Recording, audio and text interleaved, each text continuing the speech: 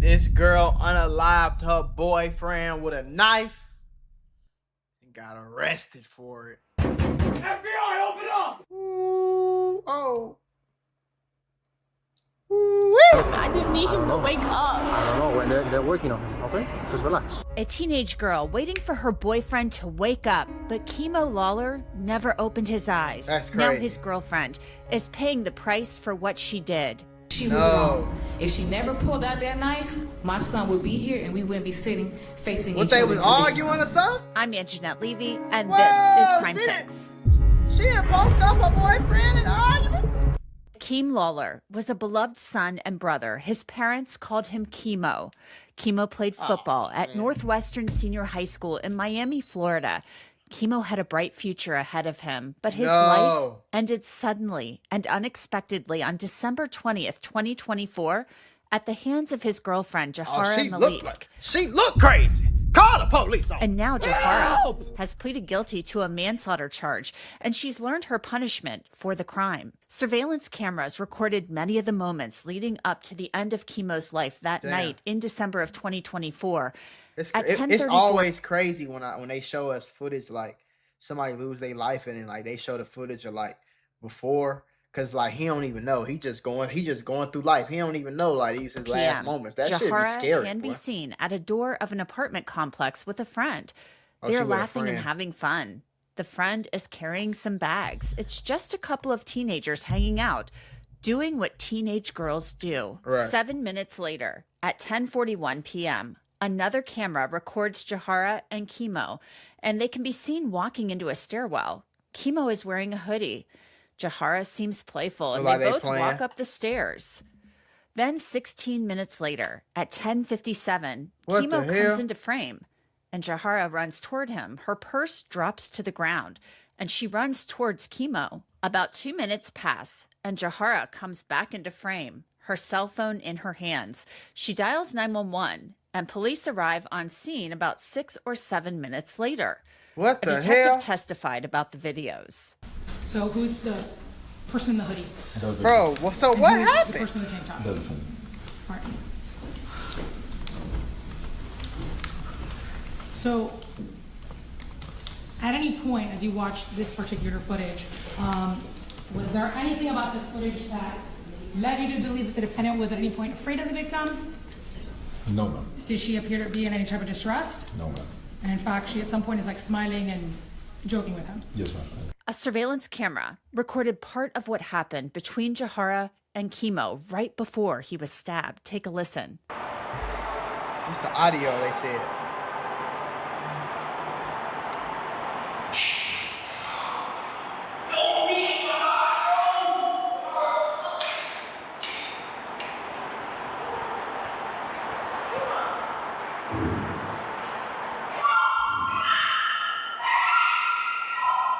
Was there anything that struck you? I just hear her about this particular screaming. video? It sounded like they was just regularly talking, then I just heard her screaming. Can you hear anything? Yes, ma'am.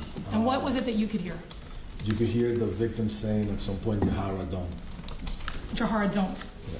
More than 20 minutes after Jiara don't. I Jiara didn't even see stabbed that. Kimo, Miami police officers spoke to her in that parking garage about what she said happened. That's why he need to wake up so he can tell y'all.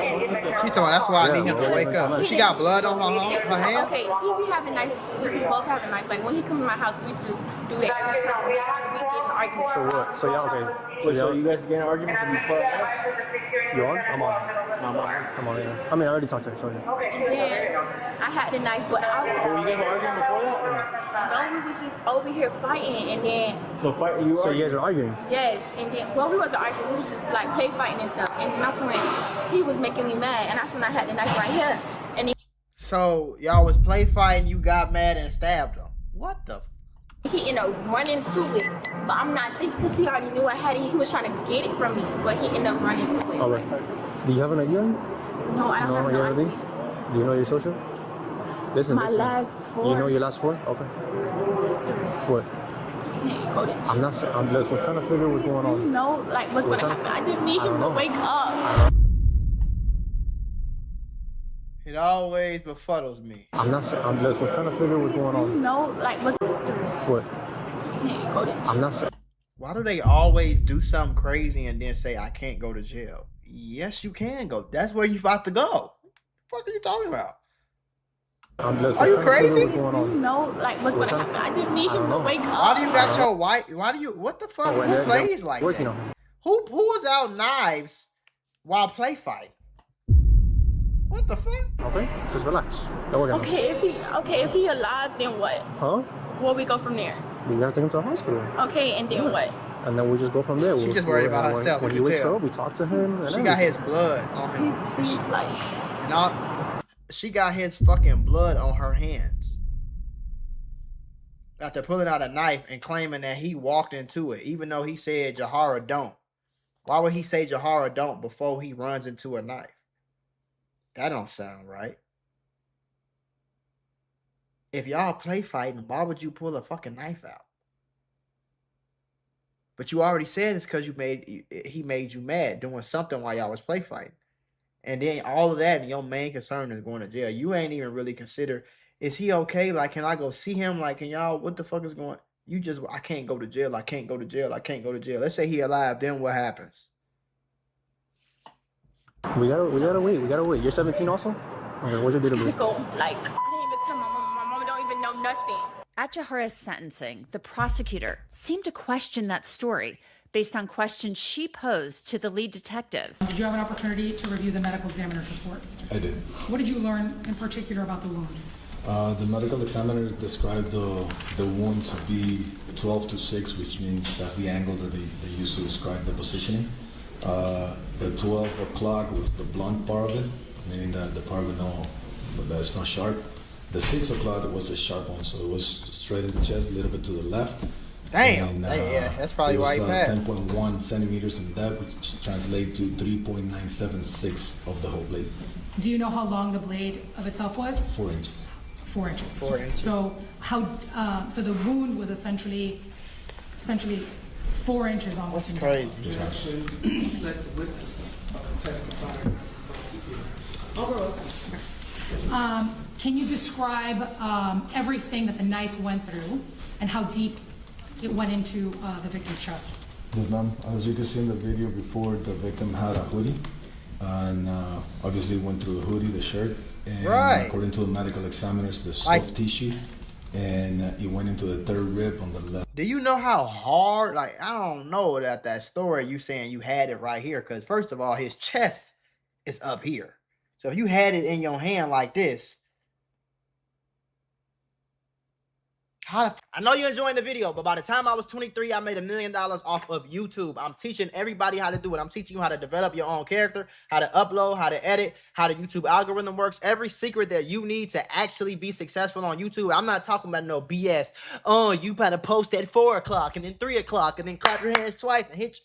No, none of that. If you want a real step-by-step, real guide for a low price ski, for me to actually teach you how to become a YouTuber and create multiple channels and make millions of dollars from it, click the link in the description. It's only $150, but you can get 20% off right now if you use the code MACMULA. So use the code MACMULA when you check out, or you can get it for $120 instead of $150.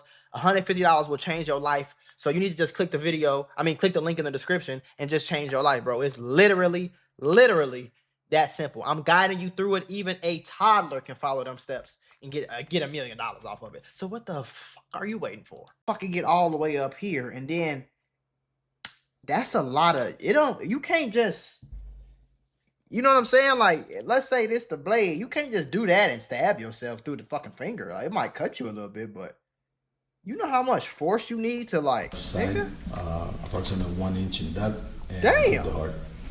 Damn. Yeah. So when we're talking about the way that the knife, we talked about 12 and 6, just so the court can kind of have a visual. The knife is essentially right side up, right? Like the manner in which you would use a knife. Did she tell you why she brought a knife that day with her? Yes, she said that she was going to be riding in Ubers and she couldn't find her pepper spray, and that's why she grabbed the knife. Okay. So it was essentially for protection? Yes. And did she tell you that it was needed for protection? Yes. Okay.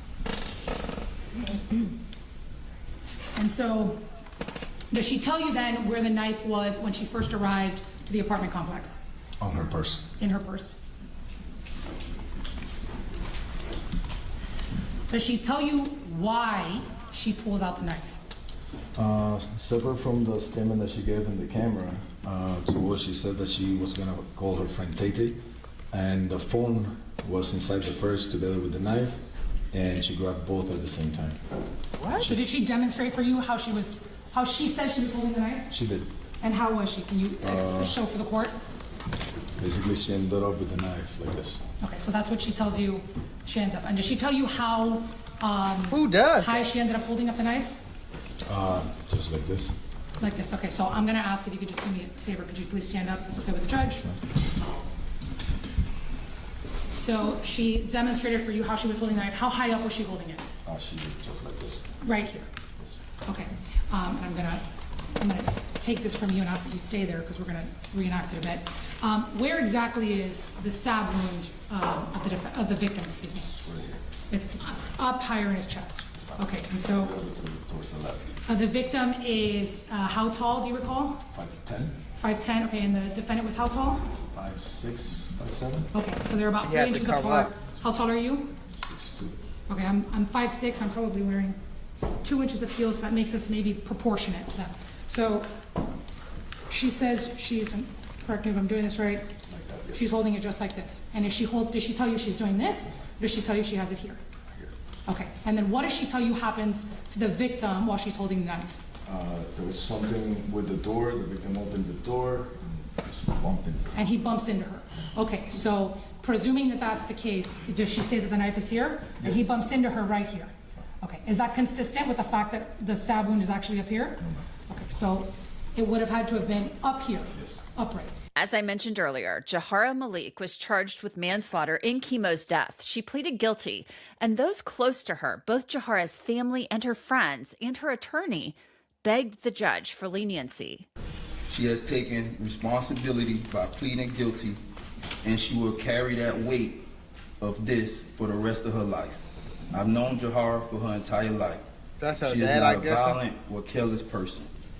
She comes from a family that values faith, discipline, respect for You can't say she. I get what you. I get it and all. I don't know the full story. I think somebody lying, but that's just me personally. But I will say this: I just don't understand why a knife. I understand kids be slow and we do goofy shit. You know what I'm saying? And I did some goofy shit as a kid before, but I ain't never pulled no knife out type. You know what I'm saying? Like, I don't know. Maybe I'm tripping. I don't know. She has always been someone who shows love to those around her, someone who supports her family, someone until this moment lived a life that reflected compassion and care. This situation does not define the entirety of who she is. It reflects a moment, a tragic mistake, not a pattern of behavior. Since this incident, I've seen the impact it has had on her. She is remorseful.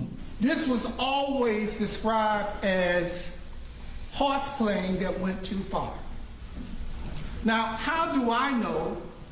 I'm not going by what my client said. I'm going back. All you have to do is listen to that 911 call before the call, before anything happens. The conduct by the two individuals show that they were horseplaying. That video does not show about anyone going there with ill intent to do what actually happened. Because they're playing, they're running. I didn't make that up. It looked like they was The video, playing. notwithstanding what you want anybody want to believe, But that video is the best. I just don't understand why. I ain't never played like that. But I do, like I said, I know kids be young and stupid as hell. Not thinking that you finna stab him or whatever the case was or whatever. I don't know. But I know only reason I don't know. I'ma just say it like this. Let them roles would have been reversed. They ass wouldn't have been talking about no damn manslaughter. Evidence of that. Kimo's mother, Natalie Jean, spoke about her grief, the son that she lost, and the pain she feels to this day. You will meet my son one day and you'll remember him for the rest of your life. She took that away. The night of, it was a regular day in our house. We was putting up the Christmas tree. Me and that's Treasure, crazy. my youngest. That's crazy. He came in the living room. The first thing he said, because he's always a jokester, "Pink tree, huh, Mom? Pink tree." I say, "Boy, you better ask your sister," which is my oldest, Tamia. She waited the last minute to get that Christmas tree, so we got to get what we get. And we all was in there doing the tree. And for some reason, it's just like it wasn't coexistent or whatever. It was just a beautiful day.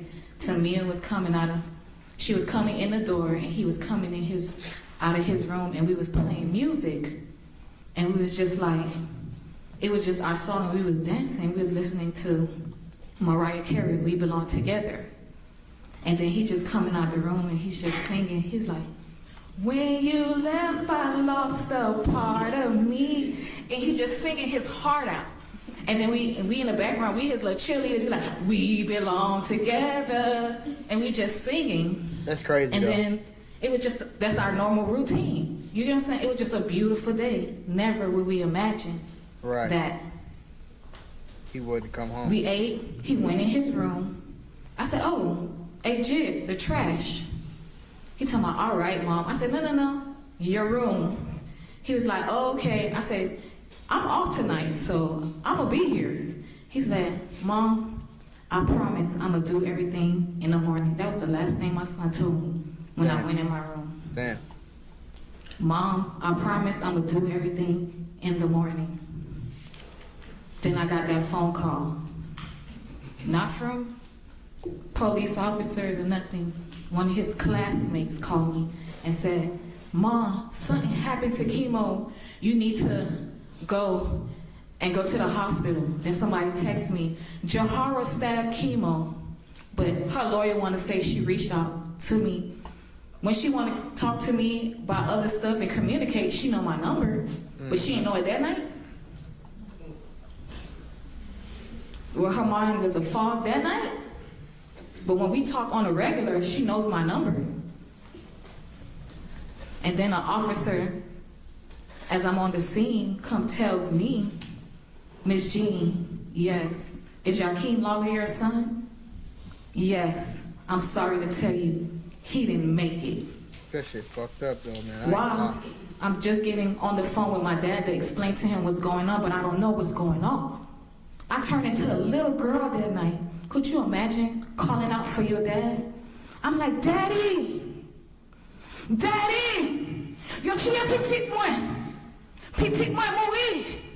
That's what I'm saying. That's Jamaican? I said, my child is dead. They told me they killed my child. Kimo's father also spoke about his loss. Nothing makes sense right now at this point. You know what I'm saying? I want to talk about Kimo a little bit because he was the most humblest guy. Well respectable. Kimo was so humble. Kimo, I went to pick him up from Charles R. Drew Elementary one day, and his teacher say, "Hey," and the PE teacher like, "Hey, the kid's super fast. He jumps super far, and I'm super high, and he's just this super athlete." I'm like, "Kimo ain't tell you?" At this point, Kimo had won 3 Super Bowls, 3 Super Bowl MVP. Kimo go to school and nobody knows nothing.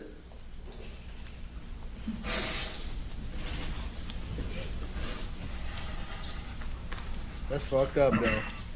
He was 10 years old at that point. All right. Kimo do not brag on himself. He bragged on his daddy. All right. His daddy the best barber. All right. He wouldn't let nobody else cut his hair. All right. Nobody can beat his daddy in basketball if you listen to him. All right. And nobody's better with the bookie if you listen to Kimo. Kimo praises his dad. His dad was his hero. You know, I defend Kimo. I rescue him. I save him. And then Jiara Malik addressed the court. Your Honor, I've been thinking about what this is for a long time. And the truth is, there are no perfect words for something like this. When everyone read a speech before they get sentenced, they ask for mercy. But I'm here to accept my consequences for what I have done. The night that everything happened, not one thought in my mind was to leave or run. I didn't want this to happen. I was thinking about saving someone else's life instead of myself. That's why it was a quick reaction for me to wrap his shirt around my hand, apply pressure to his wound, and stop the bleeding while communicating with 911 to assist me. I wanted him to live. I understand that trying to help does not undo the harm. I stayed because at the end of the day, I was at fault. I would rather live knowing I tried to help than live knowing I left him there when I could have possibly saved his life.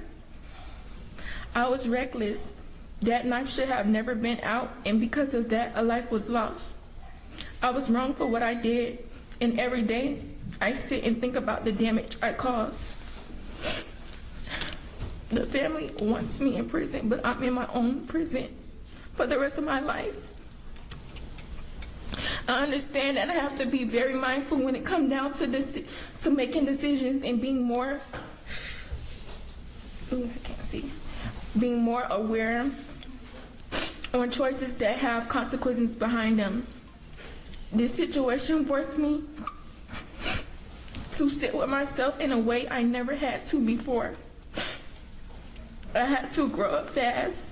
I had to reflect. I had to reflect on who I am and who I want to be. I know I can't change the past, but I can change how I am moving forward and become a better person than I was before. To his family, I know an apology cannot do anything for you all, but after that night, I tried numerous times to reach out. I wanted to call Miss Nat and his dad so bad just to tell y'all how sorry I am and beg for your forgiveness, but I couldn't legally. I love y'all son so much, and I never wanted this to happen to him. This was my best friend, my love, and someone I could vent to about any and everything. He was a good person.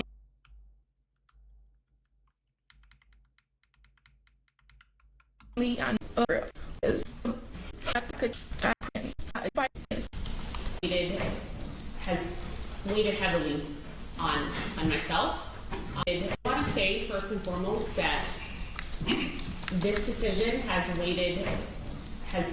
weighted heavily on myself.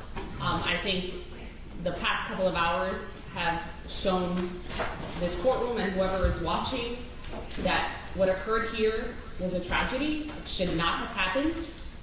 And no matter what this court does, it's not going to restore the loss that your family has gone through and what your family will continue to go through. And I want to recognize that loss. His life was taken way too soon, and the court recognizes the profound impact that loss has had. And I want to make sure I emphasize that. The court also recognizes that Ms. Malik, you are young. You are a young woman, but youth does not excuse what occurred that day. The law takes it into account and recognizes that it is your youth that affects your decision making and it affected your judgment.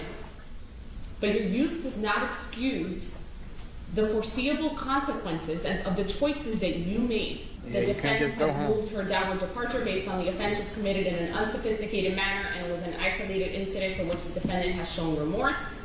The court will find that the defense has failed to prove by competent substantial evidence and by preponderance of the evidence that has been met. Although I do believe that you are remorseful, I do not believe that this was an isolated incident of aggression towards the victim based on the evidence that was presented here in court. And I also do not believe that this was done in an unsophisticated manner. And the reasons why the court finds that is the most dispositive evidence of what occurred that day was the medical examiner's report. And reading that medical examiner's report and understanding that that was a 4-inch blade that was lunged into the chest near the heart. That's crazy.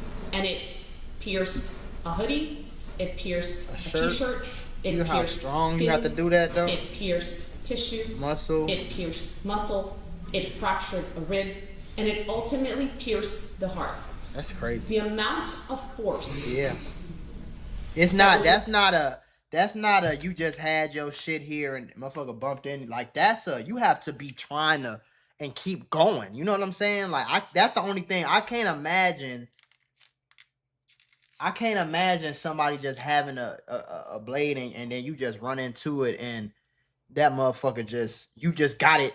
You holding that bitch so strong and you pushing so hard. And this is a little ass 17-year-old little girl. This ain't no grown man. This ain't no Dwayne the Rock fucking Johnson. You know what I'm saying? I can't imagine you holding that blade. So, okay, motherfucker run into it and you grab it in your hand. By the time they hit it, it dropped. They cut you. You know what I'm saying? Maybe a deep cut. But damn, that motherfucker broke one of his ribs. Required to inflict that wound. Yeah, that's crazy. Was not accidental. The judge could have sentenced Jiara Malik as a youthful offender. The state wanted her sentenced to 20 years in prison and 10 years probation. Her lawyer argued for a lesser sentence. The judge had a tough decision to make. Ms. Malik, the court will sentence you to 17 years in Florida State Prison, followed by 5 years of reporting probation. Special condition of that probation, you will have to go a mental health evaluation and abide by any treatment if necessary. 17 years, no parole. You will have to write a letter December 20th of every year that you are on probation, acknowledging what had occurred and how it has affected your life. Damn. And I do not take this sentence lightly. Ms. Malik, this is not something that this court wanted to do, but I have to can't let you go impose a home. sentence that I believe. And see, that's the difference between. I thought it was gonna go the other way because y'all remember that girl Quanisha Johnson. She shot her baby daddy after she told the police she was gonna shoot him, and she got pretty much let off. I don't think she got charged with shit. You know what I'm saying? And she didn't even say it was. She didn't even try to claim it was an accident. You know what I'm saying? She tried to claim it was self-defense or some shit when, you know what I'm saying, the police was right there. If it was self-defense, they said I think they said she shot him and then hit his ass with a pole, or hit his ass with a pole and then shot him or some shit like. Holds you accountable. That's a lot of force for a recognizes little the girl to go severity through of all the like offense, that's force, bro. and it's something that's appropriate in light of everything that I've heard. After sentencing, Jiara Malik was transferred to the Miami-Dade County Jail. She will later be transported to a Florida prison where she will serve her sentence. Yeah, they had to fry her ass. You know what I'm saying? Because they had to fry.